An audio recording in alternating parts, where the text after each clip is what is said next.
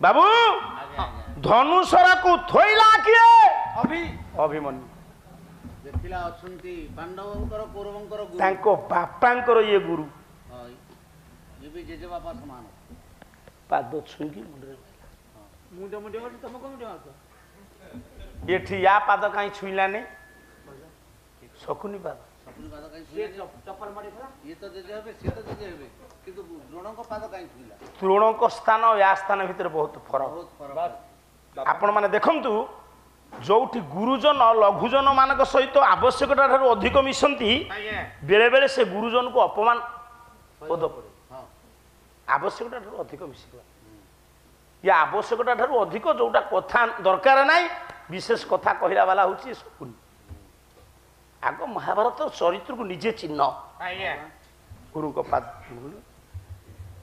गुरु द्रोण कहले कहले नाती कुआड़े बापा मते अपन चिन्ह देले तो अरे किए न चिन्ह तू वीर संतान मो ड्रेस को चिन्ह देखले कह देबो तो बाबू घुमरे गस्ती मु सेति की बेले दीर्घ समय युद्ध हला सेति बेले कहिला पंडित आपण मानकर अभिमन्यु कहला ये क्षत्रिय गहर बिदारी से साजी छी भाइया गज साजी छी भाइया गज रे भलो साजी छी भाइया गज क्षत्रिय गहर बिदारी से साजी छी भाइया गज साजी छी भाइया गज रे भलो साजी छी भाइया गज मोरी भी मारी भी शपथ नेजी मोरी भी मारी भी शपथ नेजी मोरी भी मारी भी शपथ नेजी मोरी भी मारी भी शपथ नेजी न फेरी भी आदरे जजे कर समर रे जजे हे कर समर भविष्यत मतिमति तोर रे जजे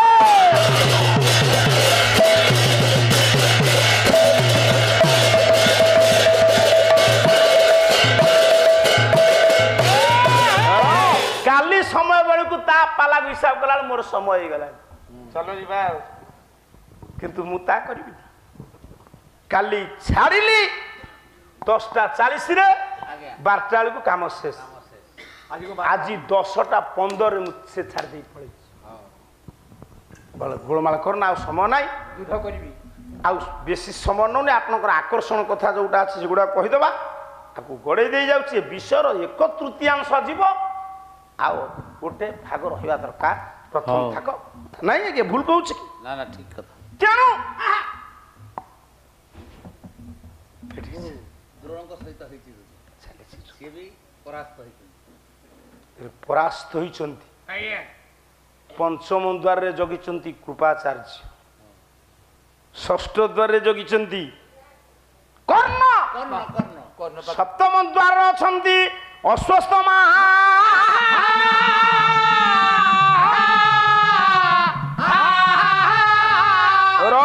जेतबले कर्ण को बड़का पड़िला अभिमन्यु सेतिकी बेले कूट चक्रांतकारी आरंभ कला किए दुर्योधन पंडित अविवेकी नुह दुर्योधन अविवेकी नुहे दुर्योधन निर्मल पानी भितर आबिल करी देइछि शकुनी जेतबले पंडित मंडली कर्ण को पराहत न कले भी जेतबले अतिशय करी देइछि परास्त करिछि अभिमन्यु कृपाचार्य को परे से गोटिए कथा कहिला कृपाचार्य कला कौरव पांडवंक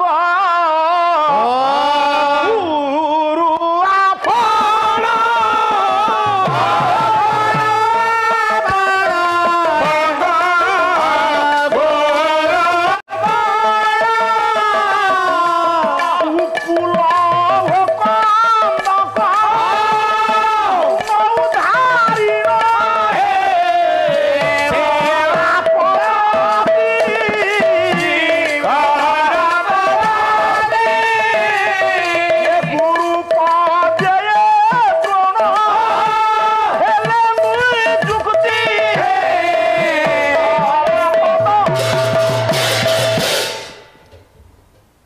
कृपाचार्य को कहला गला गुरुदेव हाँ जे जे जे जे कौन आपण होउचंती हाँ गुरु द्रोणकर शला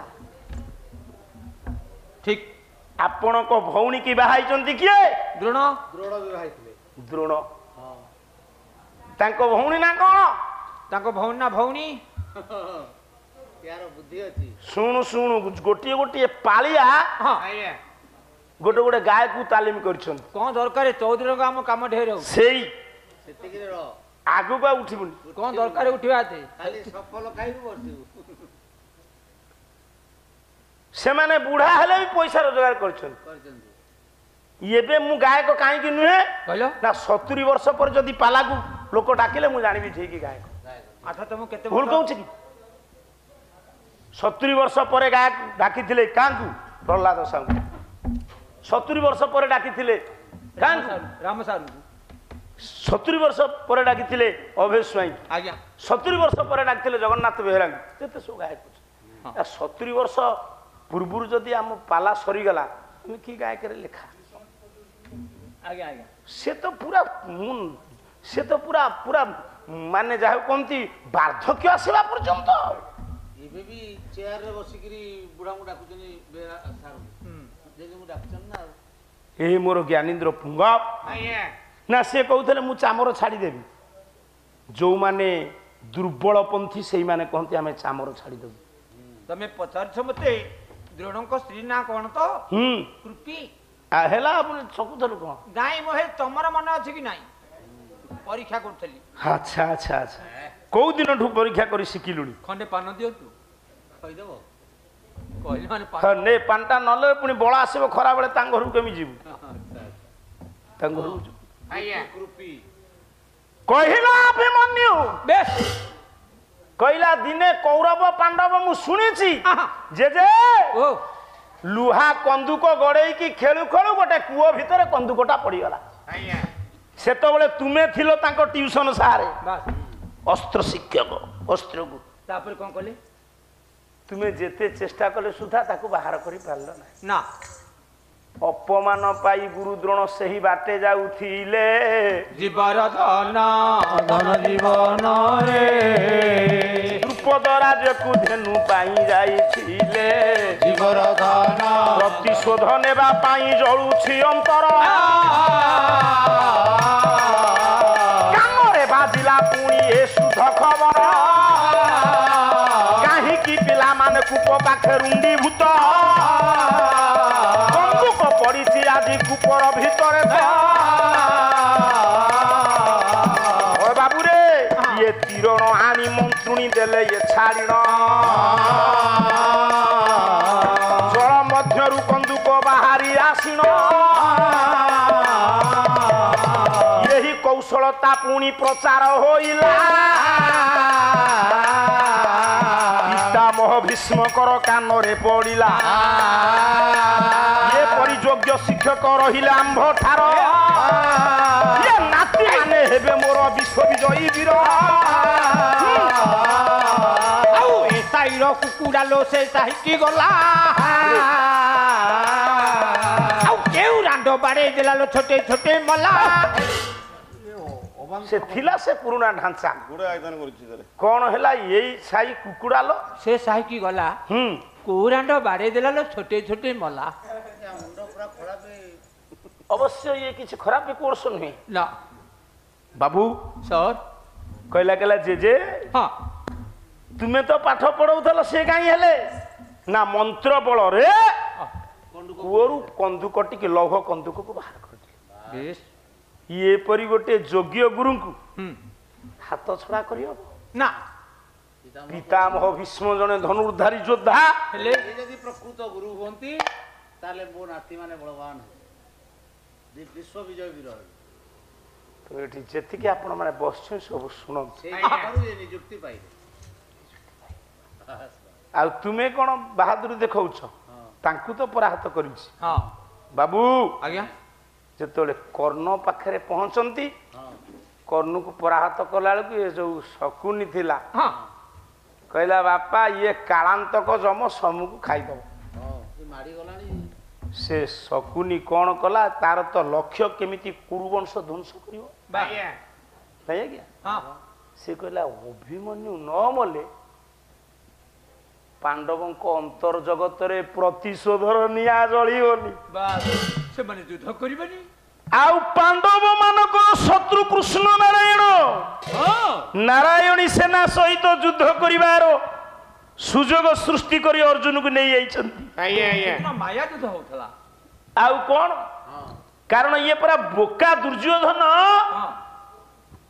କହିଲା ମୋର ଅକ୍ଷୁଣ ଅକ୍ଷୁଣୀ ସୈନ୍ୟ ନାରାୟଣୀ ସୈନ୍ୟ ଦରକାର, ମୋର କୃଷ୍ଣ ଦରକାର। ଜଣେ କଣ କରିବ ପୁଅ? ସେତିକି ବେଳେ କହିଲା କୂଟ ଚକ୍ରାନ୍ତକାରୀ ଶକୁନି କହିଲା ଗୁରୁଦେବ ମହାରଥୀ କହିଲା ଇଏ ତ କାଳାନ୍ତ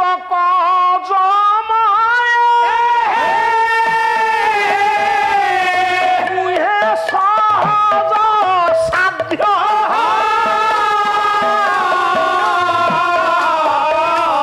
ସପ୍ତରଥୀ ମିଶି ମାରିବା ମରିବା ତ ସମ୍ଭବ।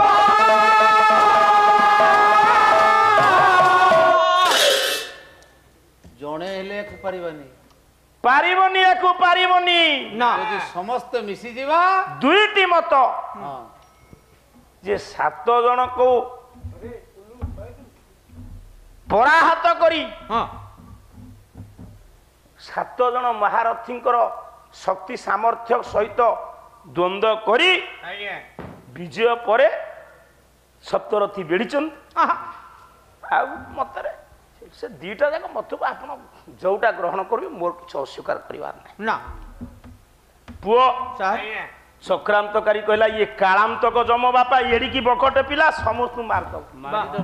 ଆମର ମୂଳ ଲକ୍ଷ୍ୟ ଥିଲା 2 ଜଣଙ୍କ ଉପରେ ଦ୍ରୋଣ ଏବଂ କର୍ଣ୍ଣ, ସେ ତ ତାଙ୍କୁ ପରାସ୍ତ କରି ସାରିଲା। ଆମେ କେତେ ନା ତର ଇଏ ମାରିଦବ। ଇଏ ଏଇଠି ତ ଯୁଦ୍ଧ ସରିଯିବ। କଣ କରିବା ଏବେ? ଡାକ ଦେଲା କହିଲା ଗୁରୁ ଦ୍ରୋଣ ଆଉ ବିଳମ୍ବ କରନା। କର୍ଣ୍ଣ ମହାରଥୀ ଅଙ୍ଗରାଜ ବିଳମ୍ବ କରନା। 7 ଜଣ ଯାକ ମିଶିକି ମାରିବା। କହିଲେ ଆଜ୍ଞା ଯେତେବେଳେ 7 ଜଣ ଯାକ ମିଶିକି ମାରିବେ ଯୁଦ୍ଧ କରିବେ ଆଉ ଅସ୍ତ୍ର ଅଛି ନା? ନିରସ୍ତ୍ର ହେଇଗଲା। ଗର୍ଜନ କରୁଛି ବଡ ବାପା ବୋଲି। ବଡ ବାପା ଏ ତ ପାଦ ତଳେ ପଡୁଛି ରେ ଜୟଦେବ ତ ମତେ ଛାଡ଼ିଦେ। ଆରେ ଛାଡ଼ିଦେ, ମୁଁ ଜାଣୁଛି ମୁଁ ଭୁଲ କରିଛି। ଜୟଦେବ ଜୟରଥ ଛାଡ଼ିଦେ ମତେ। କାହାକୁ ଛାଡ଼ିଦେବି? କରୁଛି ପଦରେ ଗୁହାରି ମୁହିଁ ଚୋର ସାଳକ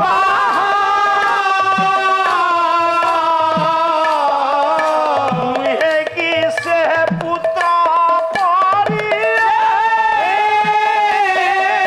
ଅବେଆ କରିବୁ ସଦା। ସାଳକ ତୁ ମୋର ଭିଣୋଇ, ଏ ମୁଁ ତ ପାଦ ତଳେ ପଡୁଛି ଜୟଦେବ ତ ଛାଡ଼ିଦେ। ସେଦିନ ମୁଁ ଠିକ ଏମିତି ତୋ ପାଦ ତଳେ ପଡିଥିଲି। ମୁଁ ଭୁଲ ମାନୁଛି ତତେ ମୁଣ୍ଡିଆ ମାରୁଛି। ସେ ଭୁଲର କ୍ଷମା ନାହିଁ ଭୀମ। 7 ଜଣ ମିଶି ମାରୁଛନ୍ତି ବକଟେ ପିଲାକୁ। ଡାକୁଛି ବଡ ବାପା ମୋ ତଣ୍ଟି ଶୁଖି ଯାଉଛି ପାଣି ଡୁବେ ଦିଅ। ପାଣି ଦିଅ ବଡ ବାପା। କେତେ ଭରସା ଦେଇଥିଲେ ପୁଅଟାକୁ ମୋର। ଏ ମୁଁ ତ ପାଦ ତଳେ ପଡୁଛି ମତେ ଦୟା କର। ମନା କଲା ପରେ ବି ଆହୁରି ଗୋଡ ତଳେ ପଡୁଛୁ କାହିଁକି? କହିଲା ବଧୁ ମୋର ହନ୍ତ ସତ୍ୱାରେ ମାତା ଶୁଭରେ ତାର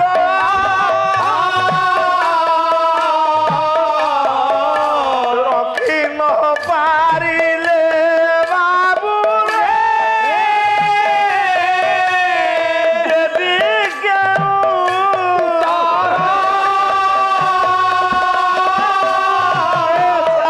ଛାଡ଼ିଦେ ମୁଁ ତ ପାଦ ତଳେ ପଡୁଛି ଛାଡ଼ିଦେ। ଛାଡ଼ିବିନି ମୁଁ। ଆଜ୍ଞା କଣ ସେ ରହିଯାଉଛି ନା କଣ କହୁଛି?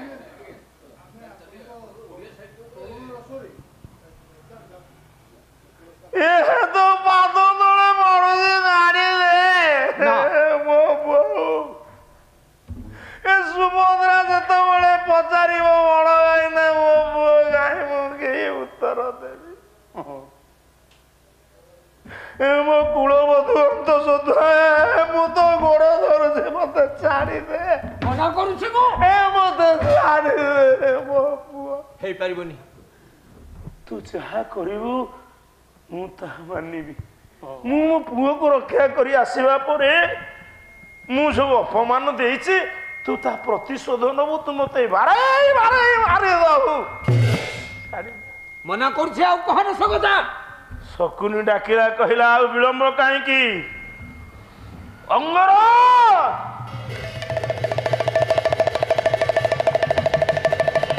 ବିଳମ୍ବ କର ନା ମାର ଦେଖ ଗୁରୁ ଦ୍ରୋଣ ମାରିବେ କଣ ଧନ୍ୟବାଦ ଦେଲେ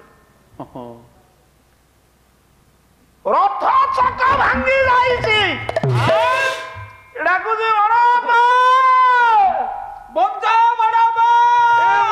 ଅସ୍ତ୍ର ଦରକାର ନାହିଁ କାଲି ଟୋପିଏ ପାଣି ମତେ ଦେଇଦେଲେ ବାସ୍ ପାଣ୍ଡବ ମାନଙ୍କର ସମ୍ମାନ ରଖିବି କହିଲେ ସୁଖୀ ଯାଉଛି ଇ ତଣ୍ଟି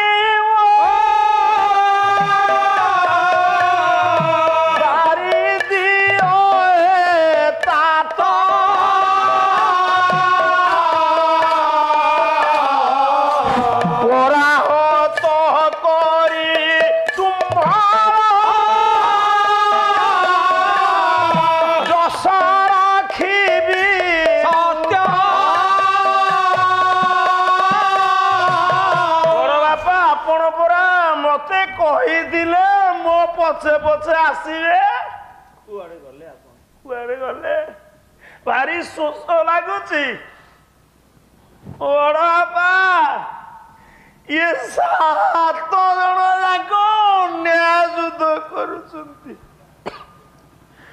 ମୋ ପାଖରେ ଆଉ ଅସ୍ତ୍ର ନାହିଁ କହିଲେ କ୍ଷୁର୍ଣ୍ଣ ରହୁବର ଚକରେ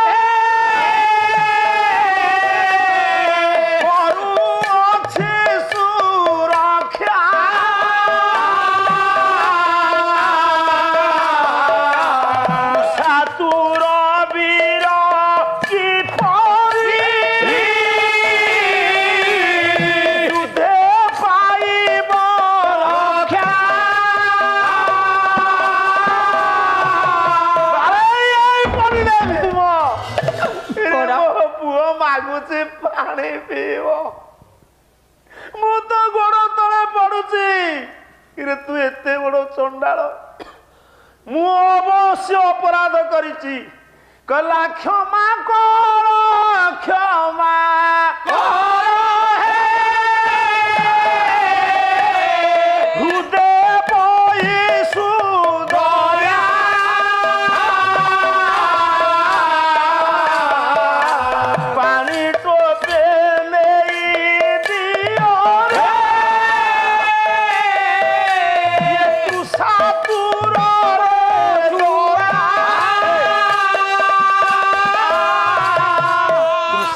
କୁ ଦୟା କର ତୁ ମତେ ନ ଛାଡ଼ିଲେ ନ ଛାଡ଼ିଲେ ଜୟଦର ତ ତୁ ଶାଶୁରକୁ ଟିକେ ଦୟା କର ଯେତେ ପ୍ରକାର କହିଲା ଛାଡ଼ିଲା ନିର୍ଦ୍ଦେଶ ଦେଲେ ଦୁର୍ଯ୍ୟୋଧନକୁ କିଏ ଶକୁନି ଦେଖନ୍ତୁ କେଡ଼େ ବଡ଼ ନିଷ୍ଠୁର ଶକୁନିର ଲକ୍ଷ୍ୟ ଇଏ ମଲା ଯାଇକି କୋଉ ବଂଶ ଧ୍ୱଂସ ହବ ପ୍ରତିଶୋଧର ବୈଶ୍ୱାନର ଜଳୁଛି ଅନ୍ତର୍ଜଗତରେ ଶକୁନି ମନେ ପଡି ଯାଉଛି ପଥର ଘରରେ ଖାଇବାକୁ ନ ପାଇ ତାର ବଂଶ ଲତିକା ବୁଡି ଗଲେ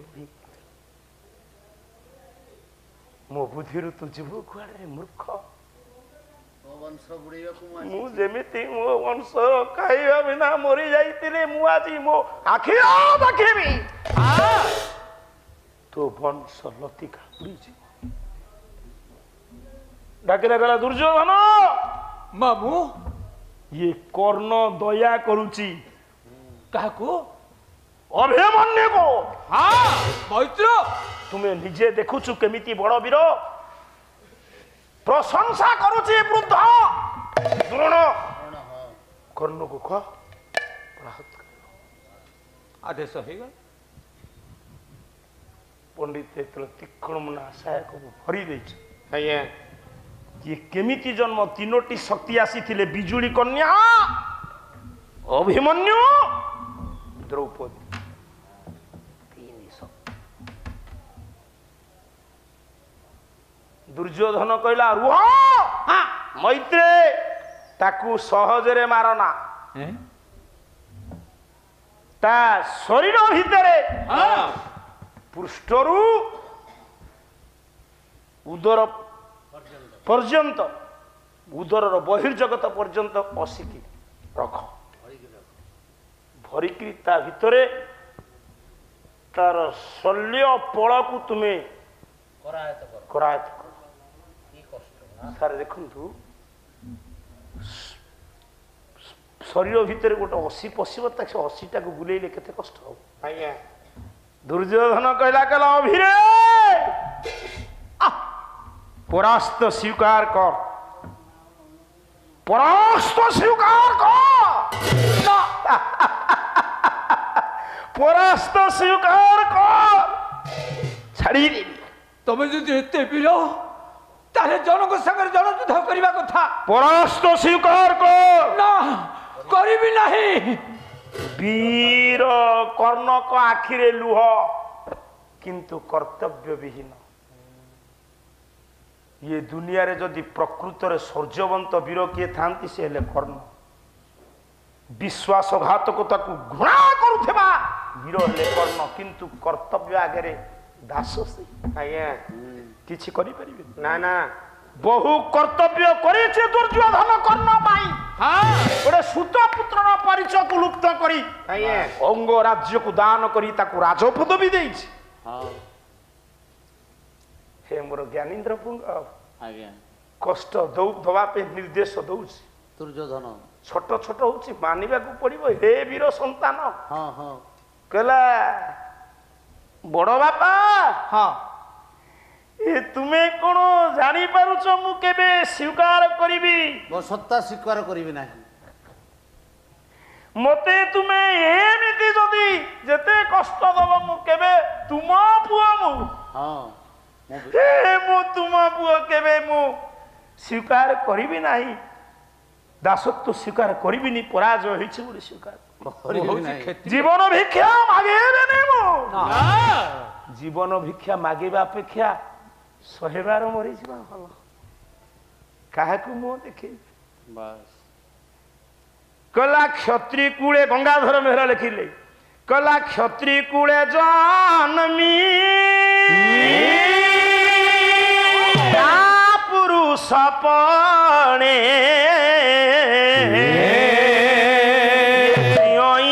जीवित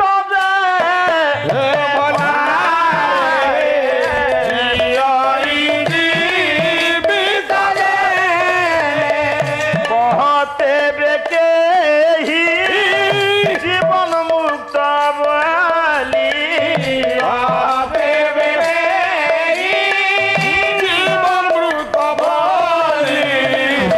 काहाकू कहबते भला रे काहाकू कहबते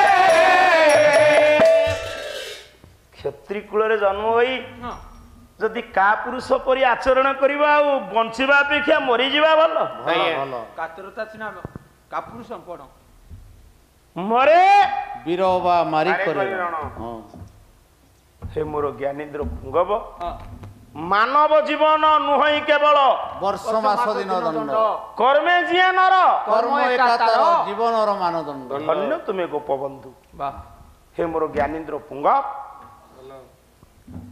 किंतु निर्देश देई चालुची चक्रांतकारी किए शंकुनी ଶକୁନି शकुनी ହଁ टिके निष्ठुर हृदय किए दुर्योधन ଦୁର୍ଯ୍ୟୋଧନ सार गोटे कथा कहबी कहनांती दुर्योधन हृदय और कर्ण हृदय भितर फरक अच्छी हां सबु लोक हृदय समान नहीं ना सबु लोक दुखी की देखी हठात तरलिबेनी ना गोटे गरीबटी आसिक माँ पाखे जो मागिदेव माँ मत गंडे भिक्षा दियो आखिर लुह जरिब माँ मान हृदयटा जेते शीघ्र तरलिब हाँ। बाबू मान हृदय नुहे ठीक सर ठीक एटा सबु लोक दयालु नुह ना ସେଦିନ ଏତେ ବସିକି ଭୋଜି କରୁଥିଲେ ଗୋପବନ୍ଧୁ କେମିତି ନିଜ ଖାଇବା ପତ୍ରକୁ ନେଇକରି ସେ ମାନେ ଖାଦ୍ୟ ବିନା ଦୁର୍ବଳ ହେଇଯାଇଥିବା ପିଲାକୁ ଖୁଆଇଦେଲେ।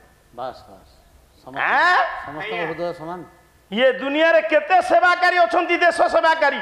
କାହା ପୁଅ ଜ୍ୱରରେ ମୃତ୍ୟୁ ସହିତ ସଂଘର୍ଷ କରୁଥିଲା ବେଳେ ବନ୍ୟା ପ୍ଲାବିତ ଅଞ୍ଚଳରେ ଦୁରାବସ୍ଥାରେ କାଳତିପାତ କରୁଥିବା ବୁଭୁକ୍ଷ ମାନଙ୍କ ମୁହଁରେ ଆହାର ଦେବାକୁ ଯିବ। ଦୟା ନଦୀ ସେଇଥିପାଇଁ ଏମାନେ କଳଙ୍କିତ ଅଧ୍ୟାୟ ରଚନା କଲା ବେଳେ ଗୋପବନ୍ଧୁ ଦାସ ହେଲେ ଉତ୍କଳ ମଣି। ଘିଅ ପଡ଼ିଥିବା ଦୀପ ବର୍ଷା ପାଣି ପଡ଼ିଲେ କି ପାଣି ଛିଟା ପଡ଼ିଲେ ଲିଭିଯିବ। ପବନ ହେଲେ ଘିଅ ସରିଗଲେ ମଣି କି କିଏ ଲିଭେଇବ? ସେଇଥିପାଇଁ ସେ କହିଥିଲେ ଗୋଟେ ପାଲାରେ କେତେ କଥା ଲାଗିବ, ଆଉ ଯୁଦ୍ଧ କରିବାକୁ ଯିବ ତା ଭାରିଜା କହୁଛି ଉଠିଲଣି। କୋଉ ଜାଗାରେ ଇଏ କଥା? ତୁମେ ଯିବ ଗଣ୍ଡଗୋଳ କରିବାକୁ, ସ୍ତ୍ରୀ କି କହିବ ଉଠିଲଣି ଚା କରିକି ଦେ, ମତେ ଟିକେ ମୋଡ଼ି ଦେ। ପାଲାର ପ୍ରହଳିକା ସୃଷ୍ଟି କରନା, ଇଏ ଦୁନିଆରେ ଧରା ପଡ଼ିଯିବ ଅଳ୍ପ ଦିନ ପରେ। ଏଇ ପୁଅ କାହାର କେତେ ଟଙ୍କା କଟା ହବ ସେ ଜାଣିଛି। ଆରେ ତୁ ତ 5 ଦିନର ଚାକର, ମୁଁ ତ 5 ଦିନର ଚାକର, ଆମେ କଲଚରାଲ ଲେବର। ଇଏ ଦୁନିଆରେ ପିଲେ ଜଣେ ମାଲିକ, ଆମେ ସମସ୍ତେ ମୂଲିଆ ନାଇଁ ଛାଡୁ।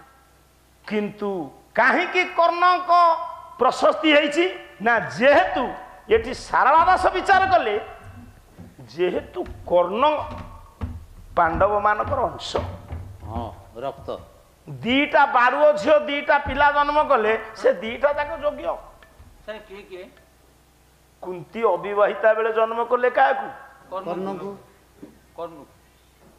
ଅବିବାହିତା ବେଳେ ମତ୍ସ୍ୟଗନ୍ଧା ଜନ୍ମ କଲେ ବ୍ୟାସଦେବଙ୍କୁ। ସାମ୍ପୁଲ ମେଡିସିନ ଗୁଡାକ ଭଲ ନୁହଁ କି? ହଁ ସାମ୍ପୁଲ ମେଡିସିନ ସେ। ତେଣୁ ଇଏ ଦିଟା ଯାକ ଯୋଗ୍ୟ ନା ନାହିଁ ନା ଅଯୋଗ୍ୟ? ମହାଭାରତର କଥା ଅନେକ ଅଛି।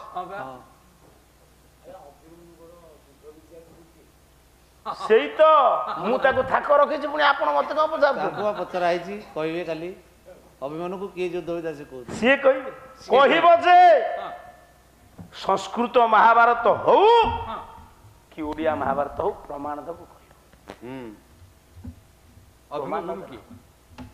ଅଭିମନ୍ୟୁ को गुरु किए सर पठान सारे चुप एई पुओ आज्ञा बाबू सर टाइम हे से कोन कहबे जानि चंदी से कहबो मां पेटु तो सब सिखी थला गुरु की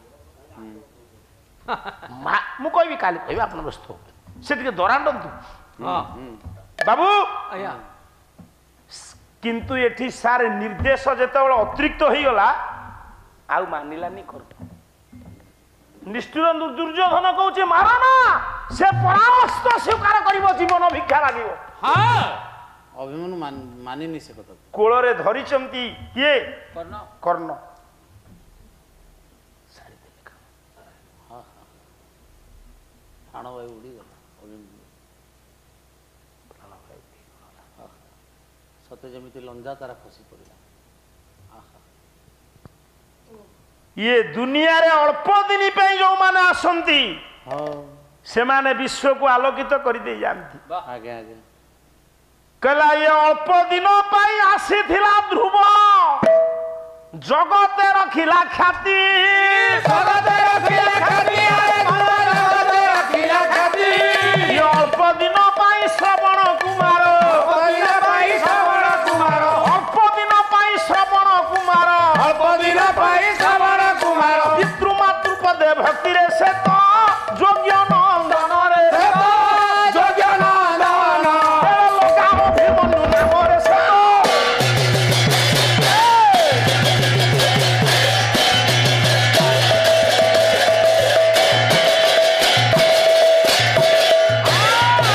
अल्प दिन पे ध्रुव आसी थिला ये मिछ दुनिया रे मले आजी काली की दी दिन केही नुहे ये नृसिंह होतार देख केते गर्व अभिमान इरे बिना जोधारे आसीची करिब ये युद्ध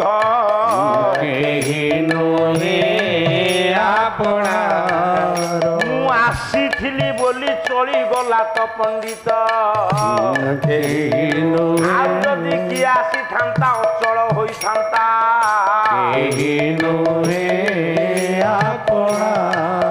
इरे बड़ बड़ मेंढा सांगरे छोटिया केमिति चली जानता बेपारी बड़ मेंढा सांगरे छोटिया कुनेई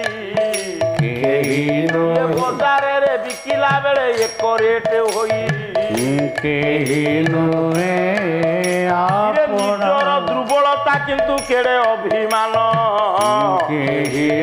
12:45 पंडित समय जान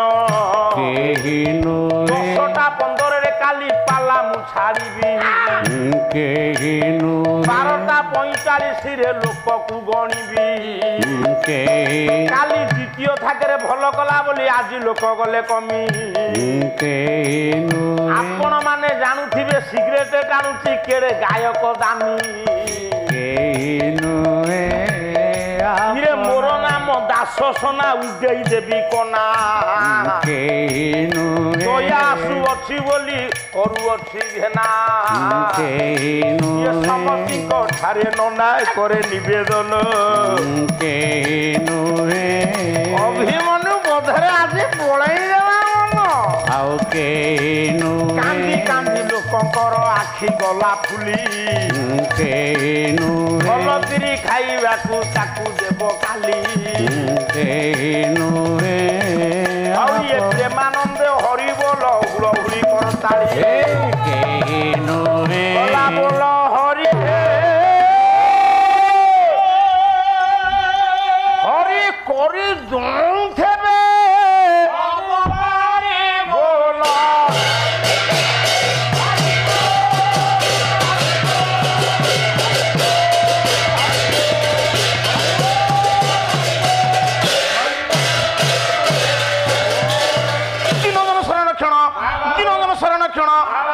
आनंद सागर हरिबोल हुलहुली विश्व दुख